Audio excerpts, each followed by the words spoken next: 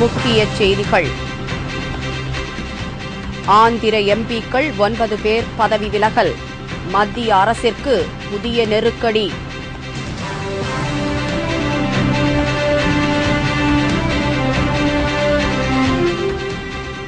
தமிழ்நாட்டில் சமச்சீர் கல்வி தொடர்ந்து செயல்படுத்தப்படுமா? அரசு நியமித்த அதிகாரிகள் குழு அறிக்கை உயர்நீதிமன்றத்தில் தாக்கல்.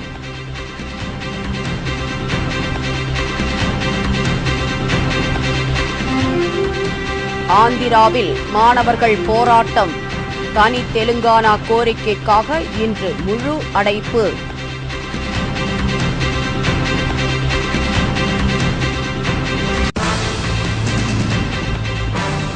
கோவை மத்திய சிறையில் mobile phone, DVD player, special சாப்பாடு. கைதிகளின் சொகுசு வாழ்க்கை.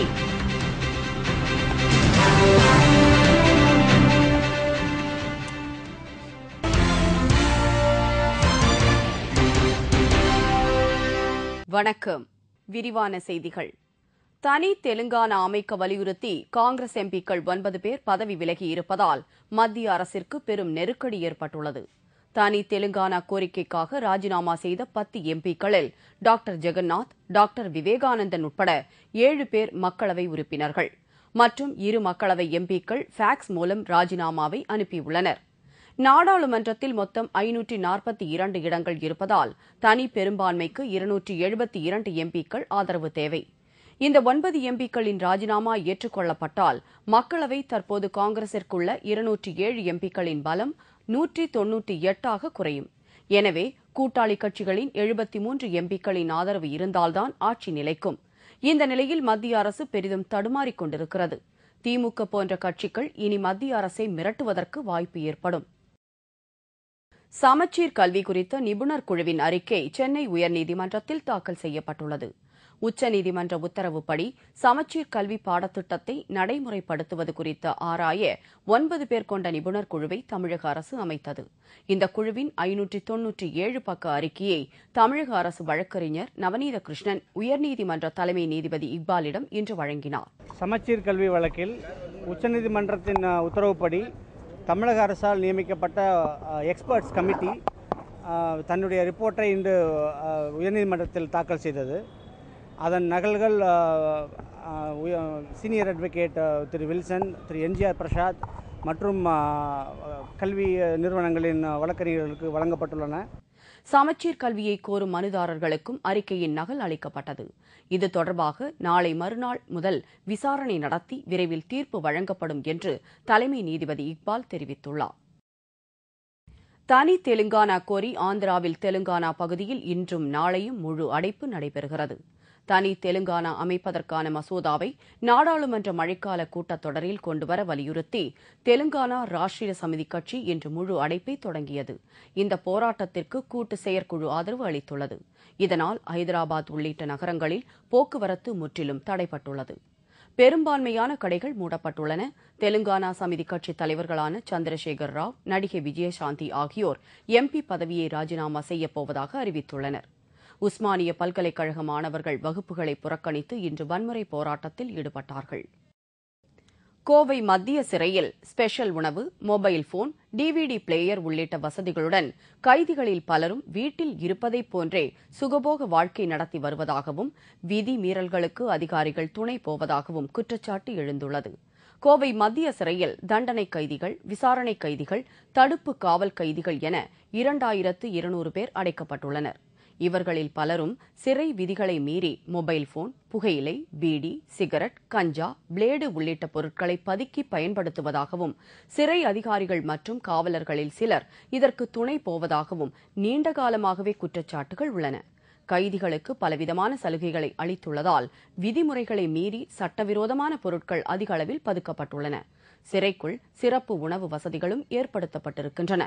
கைதிகளுக்கு பலவிதமான வசதிகளையும் செய்து கொடுத்து அதிகாரிகளும் வசதியாக வாழ்கின்றனர்.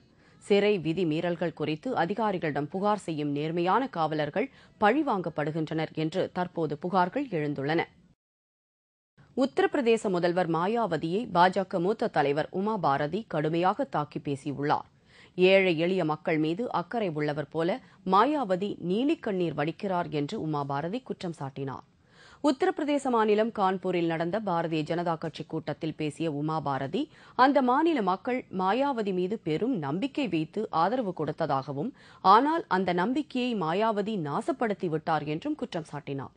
जब वो मुख्यमंत्री बनी तो मैंने तो उसी समय कहा था कि इनके प्रति जनता ने बहुत आशा रखी है, क्योंकि ये महिला है और ये गरीब वर्गों से निकली हुई महिला है।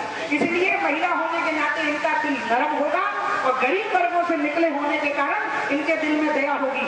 तो अभी तक गरीबों के लिए दया होगी। तो अभी तक इन्होंने दूसरों के सहारे से सरकार बनाई, जनता ने खुद इस महिला को सहारा दिया और कहा कि सरकार बनाओ, प्रदेश की महिलाओं की रक्षा करो, प्रदेश के गरीब वर्गों की रक्षा करो।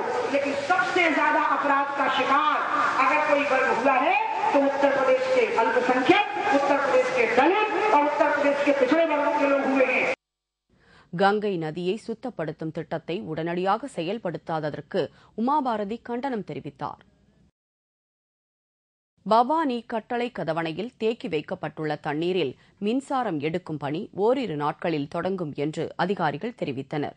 குமாரபாளையம் அருகே உள்ள பவானி கட்டளை கதவணை எண் 2 திட்டத்தின் கீழ் காவிரி ஆற்றின் குறுக்கே அணை கட்டப்பட்டு மின் உற்பத்தி செய்வதற்கான ஏற்பாடுகள் செய்யப்பட்டன.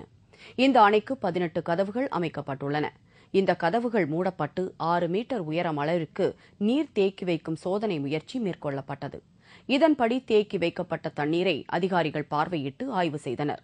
அதன் பின்னர் செய்தியாளர்களிடம் பேசிய அதிகாரிகள், தேக்கி வைக்கப்பட்ட தண்ணீரில் இருந்து ஓரிரு நாட்களில் மின்சாரம் தயாரிக்கும் பணி தொடங்கப்படும் என்று தெரிவித்தனர். திருப்பதியில் புதிதாக கட்டப்பட்டுள்ள இலவச உணவு வளாக கட்டிடத்தை குடியரசுத் தலைவர் பிரதிபா பாட்டீல் நாளை மறுநாள் திறந்து வைக்கிறார். இந்த நிகழ்ச்சியில் கலந்து கொள்வதற்காக அவர் நாளை மாலை திருப்பதி வந்து சேர்கிறார்.